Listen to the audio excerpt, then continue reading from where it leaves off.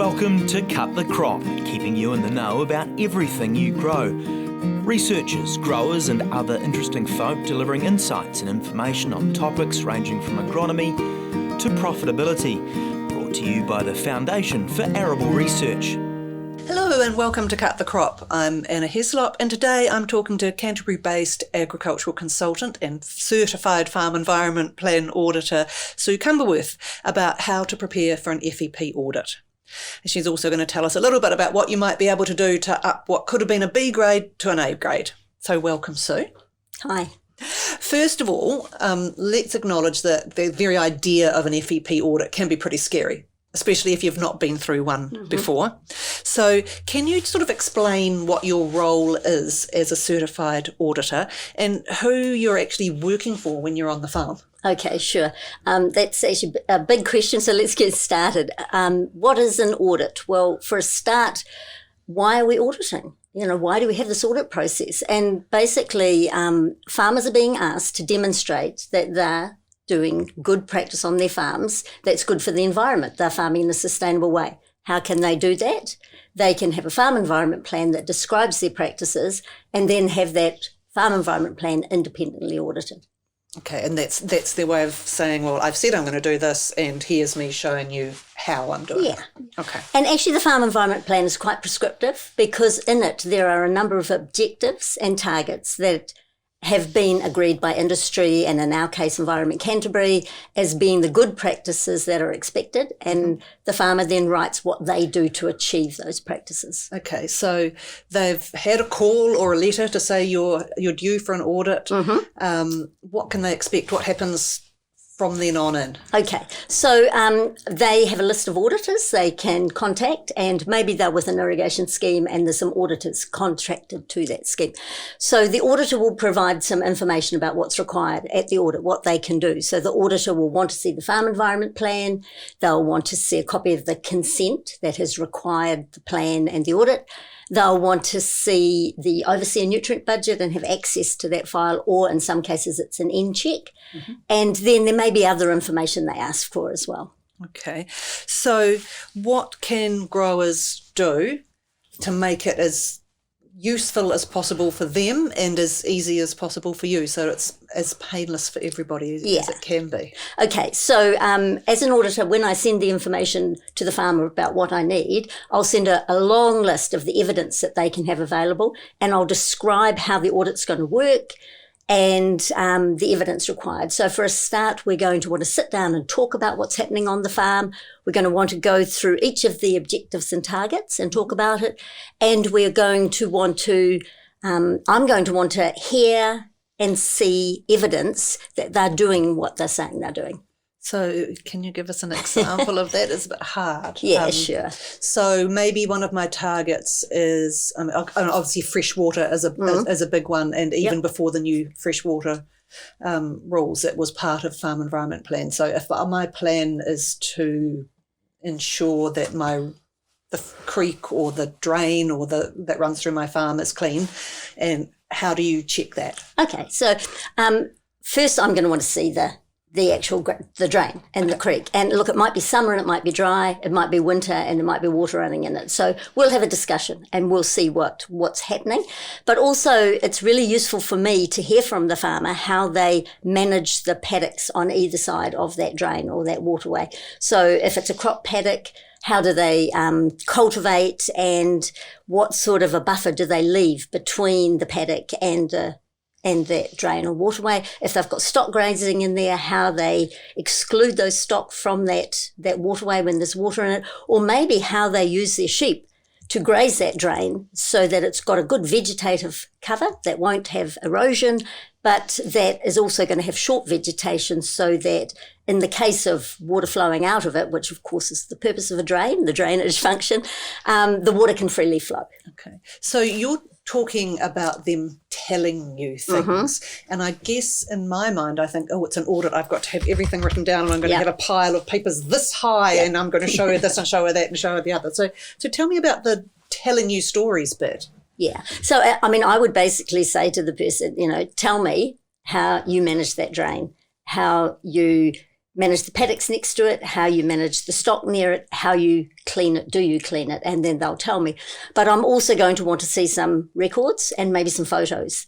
So if I'm at if there's certain things happening with that drain, they can record that in their diary or on their calendar, or they may use, for example, production-wise. And maybe that's not so applicable to the waterway, but certainly the way they manage the soil in their paddock, the fertiliser on the farm, the way they manage any irrigation, that can all be in a system. And look, it can be production-wise where everything is. It can be the calendar on the kitchen wall.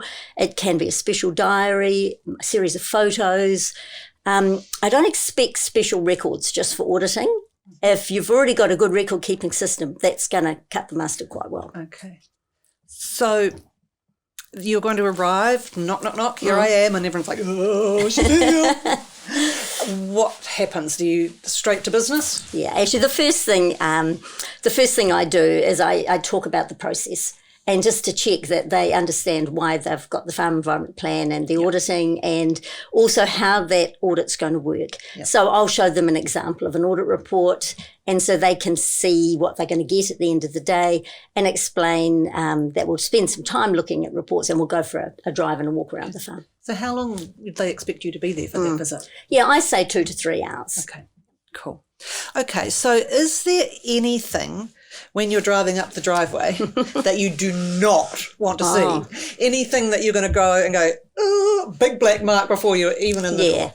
Yeah. And look, there's a number of things, and they will be the sort of things that all of us as whether farmers or members of the public driving around won't want to see.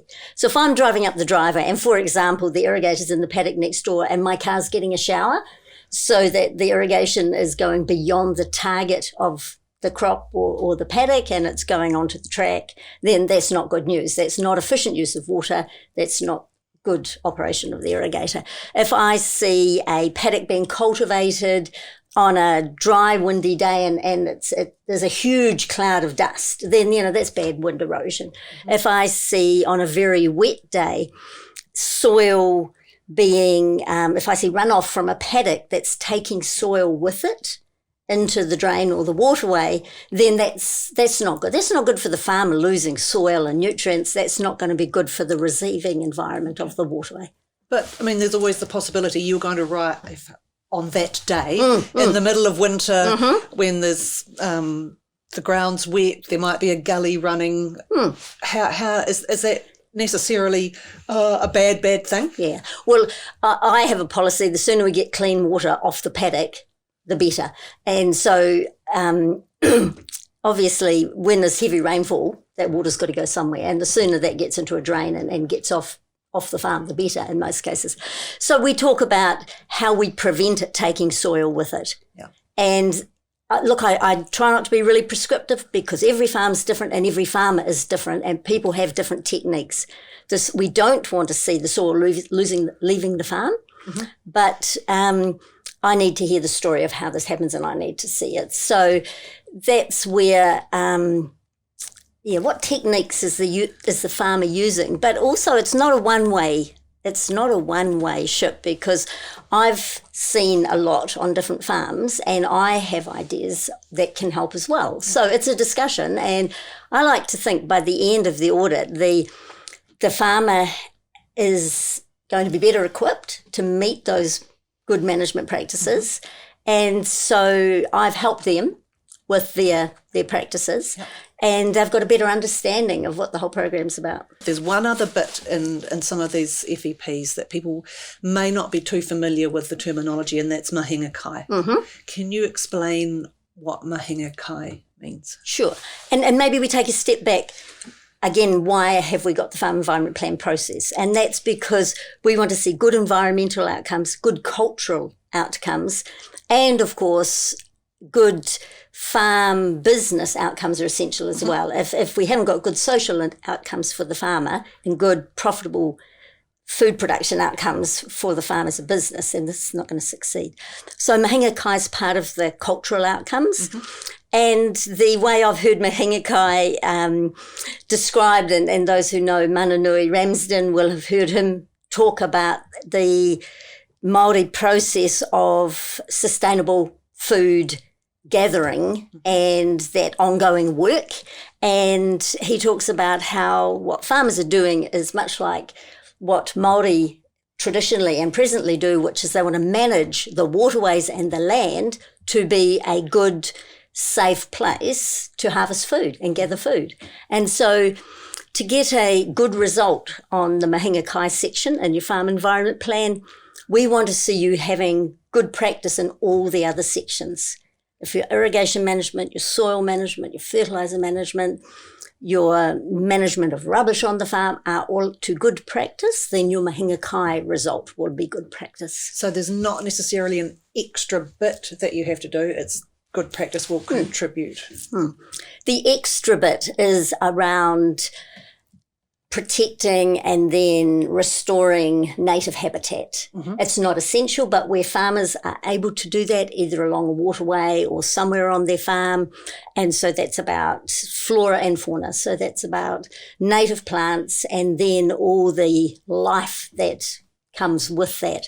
And if farmers can be part of that restoration project, that's fantastic. If they can do the pest control, which allows that to happen, better still.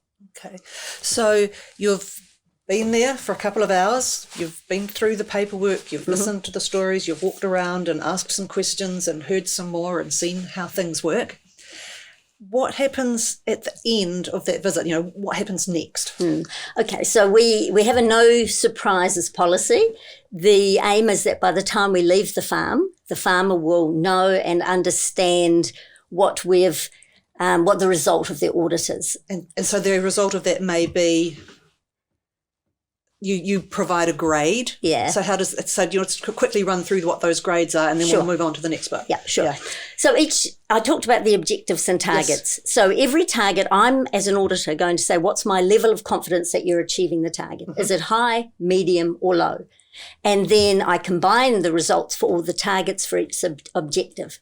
So simply, if I have a high level of confidence that all the objectives are being achieved, then that farm's going to get an A grade. Okay. And that's a good thing. That's a very good thing. That's the best possible outcome. That means that they are practicing at the good management practice level. If there are some pieces of work required, and in some cases my level of confidence is medium, that they're achieving the target and the objective, then they can get either a B or a C grade. And that depends on how, what level of confidence I've had as a medium level of confidence. If I know that they're on track to achieving things. So for example, they need to do a bit more testing as evidence or something like that, then that's a B grade.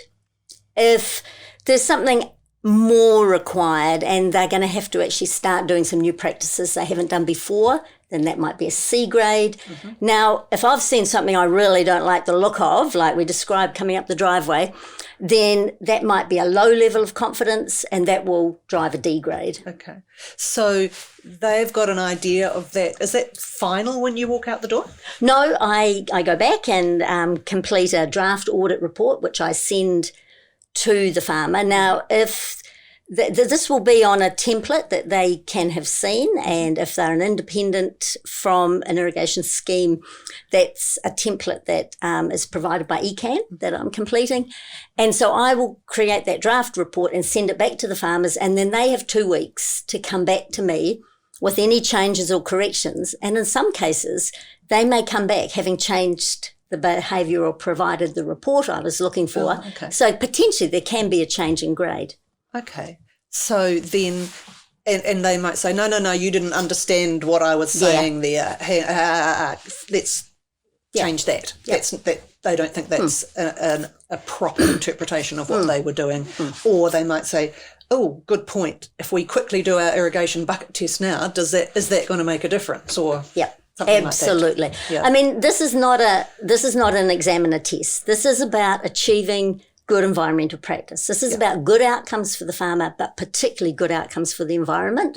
ECAN is my number one client because I have to be a certified auditor and I have to operate to the requirements of a certified auditor. ECAN's also put this whole system and these sets of tools in place. That's how I see the farm environment plan and the audit. They're tools to help us achieve something. Who's the consent holder? I have to read the consent and understand what that consent requires of the farmer, and I'm auditing to that consent. Sometimes it's the irrigation scheme, sometimes it's the individual farmer, their land use consent. So who do you actually want to talk to when you get there? Okay, so I want to talk to sometimes it's all one person, sometimes it's a number. I need to talk to the person who is the farmer and perhaps the farm manager and perhaps the farm staff. Sometimes that person's also the owner of the farm. But basically I need to talk to the person who's making the decisions. And so this is where talking to the staff is really valuable, because something, say like the irrigation system, it's going to be the owner or the manager who has decided what the system is and how most of the program works, but it may be the worker, the staff member, who does the shifting. And so we need to know how they're making their decisions. And so on my client, yes, ECAN's a client, the consent holder is a client, but for me, and what keeps me in this job is the fact that the farmer and the farm staff are a key client for me, because it's at that level that we can get the change. It's those people and the decisions that they make, the systems they have in place, whether that's the annual program, the monthly program, the weekly or the daily decision making. And so working with that person so they can do the best possible job for their business and for the environment. And in the end, I see the environment, the sort of papatūnuku, the land and the water, as a really important client of mine, because that's why we're doing this whole process. Okay. It's about good environmental outcomes. Okay, now I'm going to get back to what we talked about in my introduction. And I'm putting you on the spot. Quick thinking, Sue. Mm. 2 or maybe 3 things that the farmer, owner, manager, whoever it is, the key person that you're talking to during your audit, that they can do that might make the difference between a good grade and a great grade. Right. Okay, so making it very easy for me to understand what they're doing on the farm. So having really good records that shows when they do things, how they do things, why they do things is really good. And as an example, I might say, tell me when you start irrigating and how you make a decision when to start, how much to put on.